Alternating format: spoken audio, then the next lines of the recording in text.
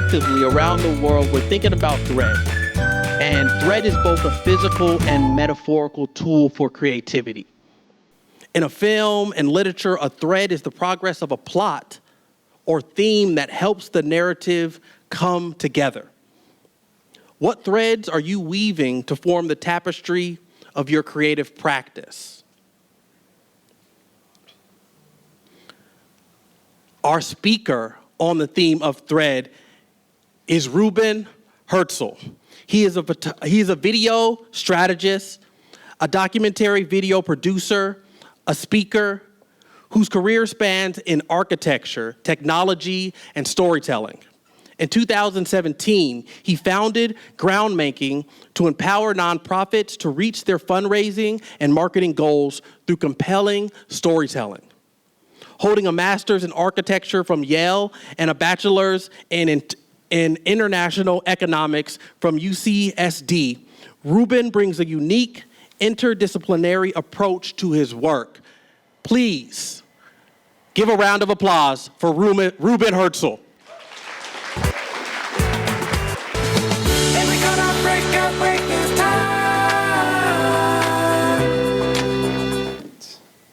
Sorry, I apologize. Hi, everybody. My name is Reuben Herzl, and I need the clicker. Thank you, Creative Mornings, for having me, and thank you all for your time.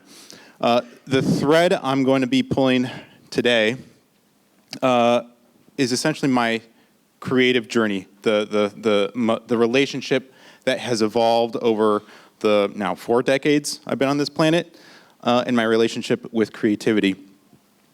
So this particular story, let's see, starts with this guy. That's me. I think I was 5, something like that. And like most kiddos my age, I loved drawing. Drawing was an essential part of my exploration of the world, my way to understand the world. I liked spaceships, monster torture chambers, and of course, apocalyptic scenes of the demise of the dinosaurs. And I was really proud of this drawing. 8 years old in elementary school, and it's huge. It's like this big. It's gigantic. And at this age, I was so proud that I actually got an award for it. You know, I was an award-winning artist.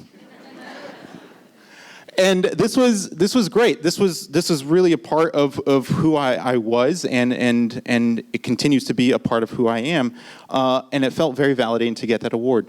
And of course, what's important for us to understand, Paul Arden, by the way, he was a creative director for Saatchi & Saatchi, creative agency out of New York for about 15 years. He says, your vision of where or who you want to be is the greatest asset you have.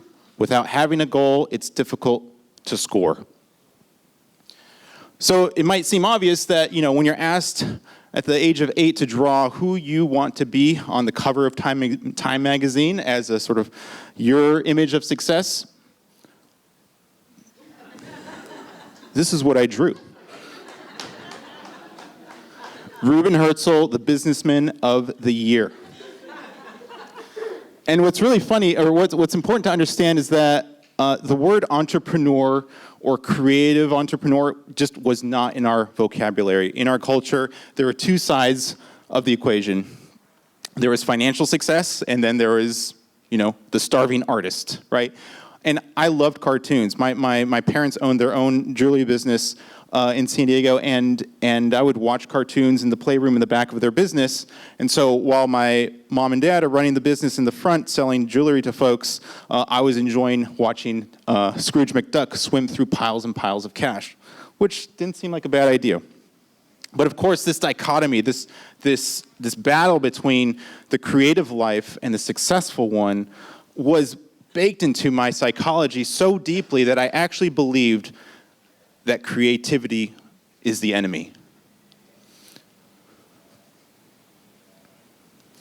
Of course, 15 years later, I was actually studying economics at UCSD, and I was on my way to this sort of this image that I had built up in my mind of being financially successful. But I studied abroad, and not one semester, but 3 semesters. I went to Italy, the Czech Republic, to Hungary. I took lots of photographs of art, museums, events, people, and the world changed for me. So when I came back, I was inspired to not only study economics and continue to understand that side of my goals, but I also wanted to make art. So I made sculptures. I did installations that friends and family can come and play on. I made an installation of a large pool. There's my mom, actually, coming to. She's right up here in front. Hey, Mom. And so I just loved making art, and I loved creating spaces where people could play and engage. And so one of those folks who came by to see some of my work was actually one of my professors. She's very shy, and she can be a little grouchy, but her name is Barbara Kruger. Do folks know Barbara? Yes, okay. More folks should know Barbara's work. She did this.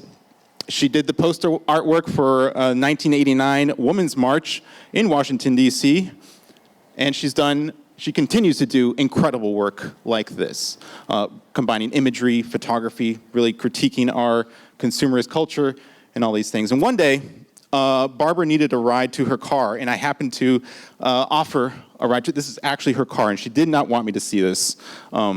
Being as successful as she was, she's like, that image of me is so important. You don't need to know what I drive.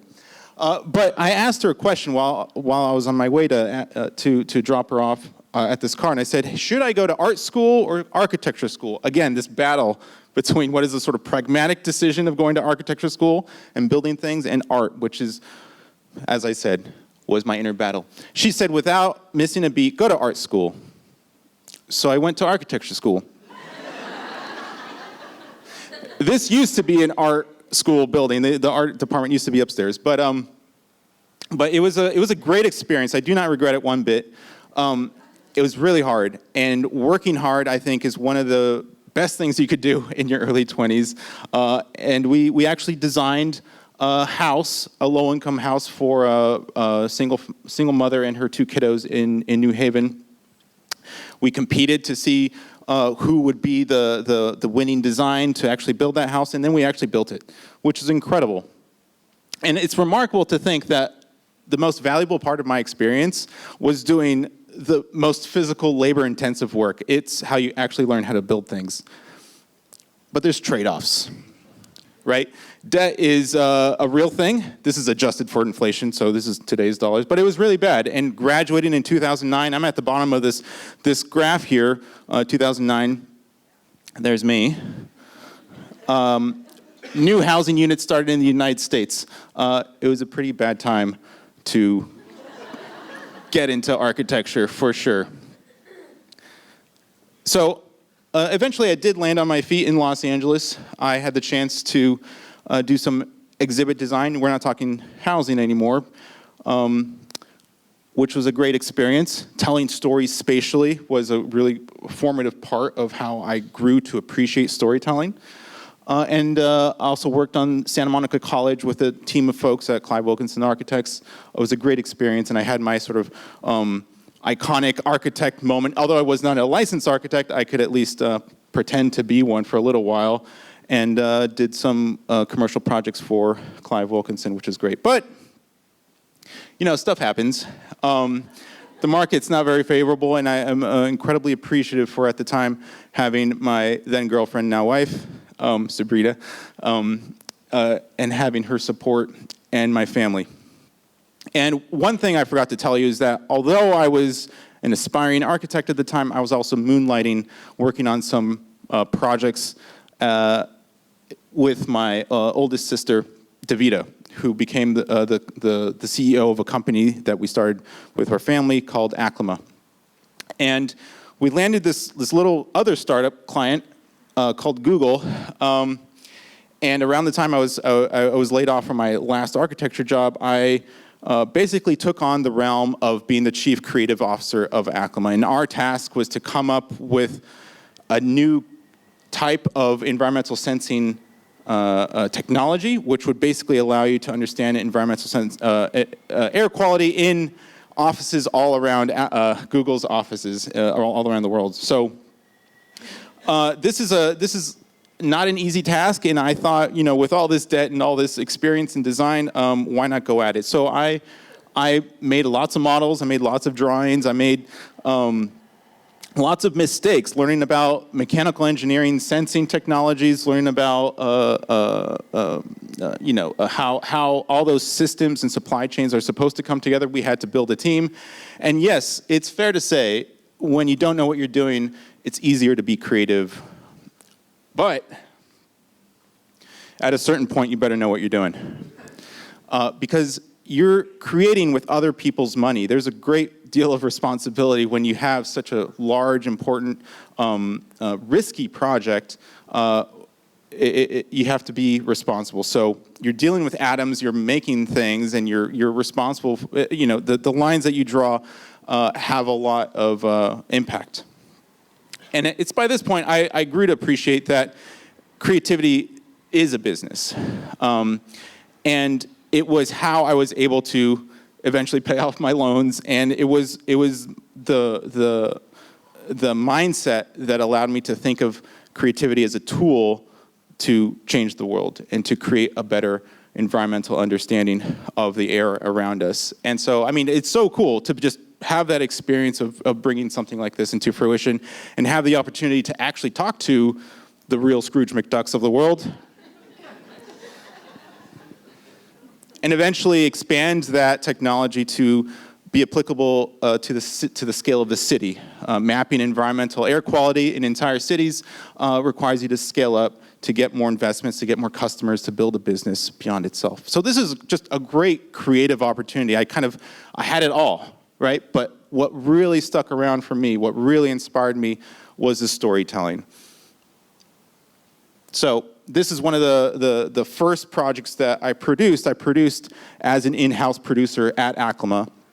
And I'll just show you one of the projects that we had done. Oh, do we have sound?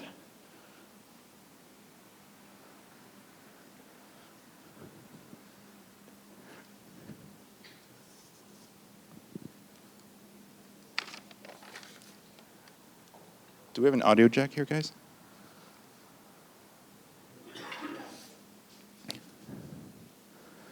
So Nick Hanna here, he is an artist friend of mine, actually a graduate from Yale as well, but an engineer at heart. And he took Aclima environmental sensor and put it on his trike rider that he invented.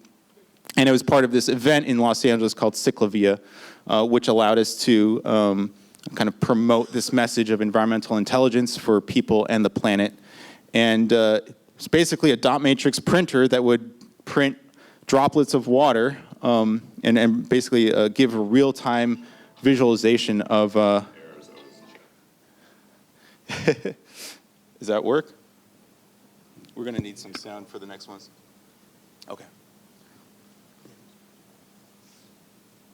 Where's it mute?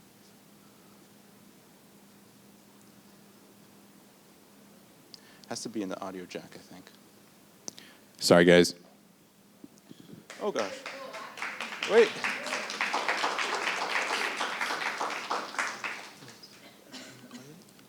Oh, go back.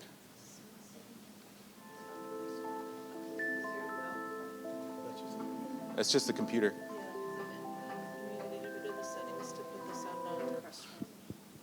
Okay, sorry, guys. Ramel, can you riff for a sec?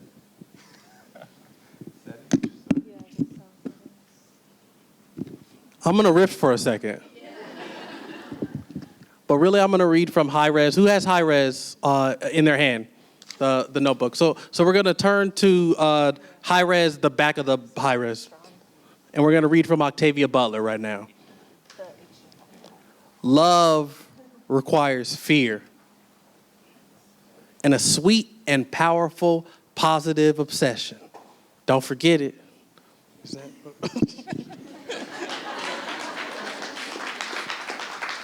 Awesome, thank you. That didn't take too long. So here I had this creative project, right, which had started on essentially through sketching, right? It was a very risky, sort of process of starting something and inventing something from scratch. And a lot of credit goes to my family and to Davida for leading this effort.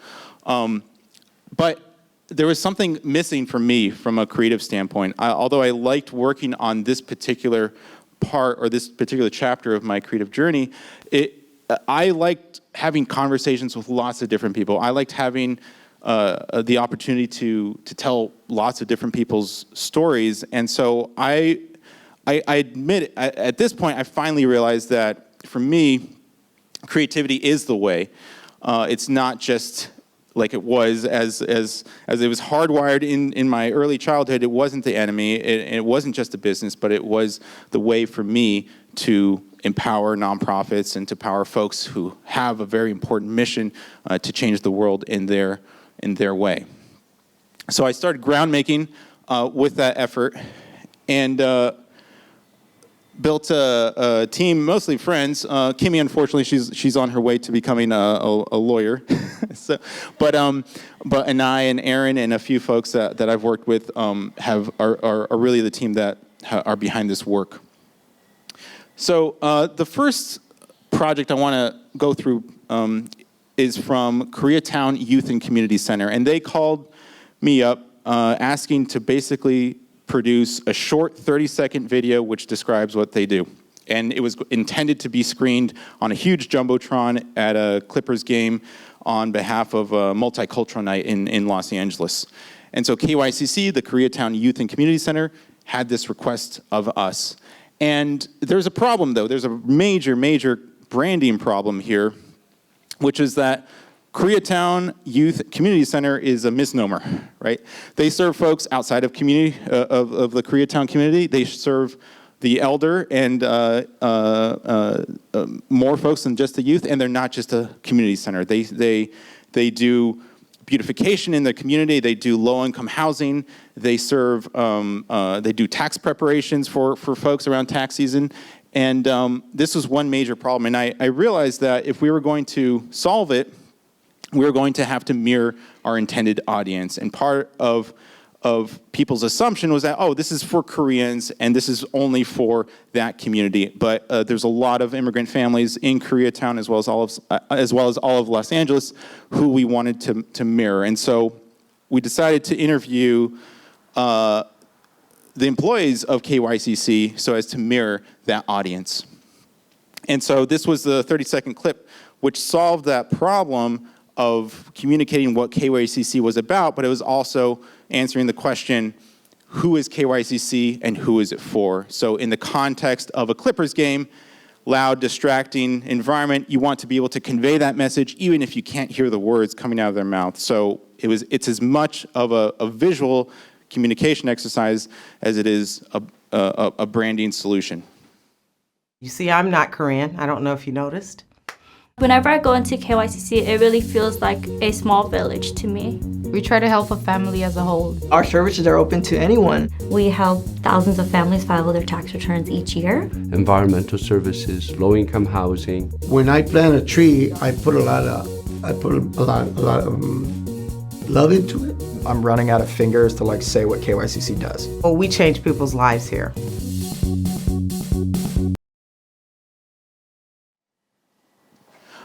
The next project I want to share comes from the Carlsbad Educational Foundation. And in 1985 or so, the parents of Carlsbad came together to form this foundation to fill the educational gaps in their community. Believe it or not, Carlsbad is one of the lowest funded school districts in all of Southern California. And every year, they host an event, a gala event, in front of 500 to 600 folks to raise money. And as with a lot of these galas, you usually have an apex to the event where they screen a documentary video that is meant to pull at your emotional heartstrings, essentially, right? And right after that video, the hero of the story comes out on stage, says hello, and gives everybody the opportunity to give generously. So what I'm going to share is just the trailer to what is a longer form, 8 to 9 minute documentary. I wasn't supposed to live to 18 based on what other people like me had. This is one of 9 different projects that students are working on where they need to use their skills that they've developed in the class in order to help somebody else. Nathan, he has cerebral palsy. Wouldn't it be nice to make it easier so that he can drive a car and have it adapted? If you don't fail, you're not learning. There's 1,000 things we learn from a failure, but only one thing we learn from a success. This is why we do this. This is why we 3D print. I know what I can and can't do. We're gonna launch a lure. We're gonna try to get it up to 60 feet. We're gonna kind of test around and find out the best PSI. Alright, 3, 2, send it. Whoa. That's pretty impressive. So the event in that one day exceeded all the sort of fundraising goals that they had. It raised, I believe, $300,000 in that one evening, which is a great big success for them. And the secondary success was actually that Nate got a scholarship to go to Embry-Riddle Aeronautical University for his first year. And he's on his way to becoming a professional drone pilot. And I've also hired him on some projects that I've worked on, which is pretty fun. I have just 2 more projects, so I'll just go through those pretty quickly. Trust for Public Land is a huge conservation organization, which essentially acquires and purchases and acquires large plots of privately owned land and converts them or hands them over to local stewards like California State Parks for public use. And this particular piece of property had a price tag of $100 million, and they wanted a video to help fundraise towards that goal. They already had $50 million in the bank, and they needed another $50 million to complete that goal. The first 50 was contributed by Joanne and Frank Randall. And this is actually an oil field, and my job was to help paint the picture of what this place could be like, what are the types of activities, and what's the vision for this environment. So I'll share that vision with you here.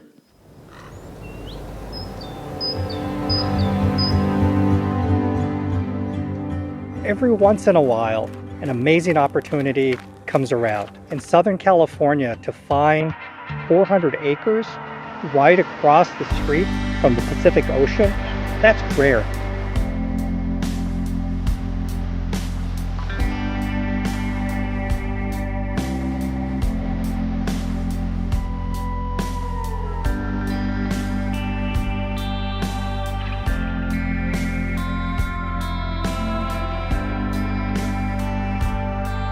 Well, thanks to the public for saying we don't want to see development on this property. We want to see public space, open space.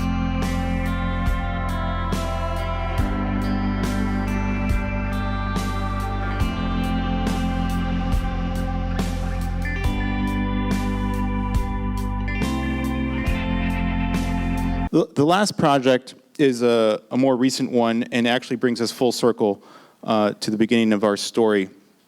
North County Philanthropy Council was responsible for the campaign for San Diego Gives, which is an answer to what is typically known as Giving Tuesday, which occurs around Thanksgiving to encourage donating to nonprofits nationally. But San Diego Gives was really focused on giving locally. And so for me, my inspiration came from Barbara, thinking about what it means to be a consumerist. And in my case, I was interested in the idea of expanding the definition of what it meant to be a philanthropist. And so if we want to send the message that it is a good thing to give locally and to benefit ourselves locally, then using this graphical approach that is so embedded within our culture, I thought was a good place to start. So the campaign concept, the tagline was "Philanthropy looks good on you," and it ran on television for about a month. And this is the ad.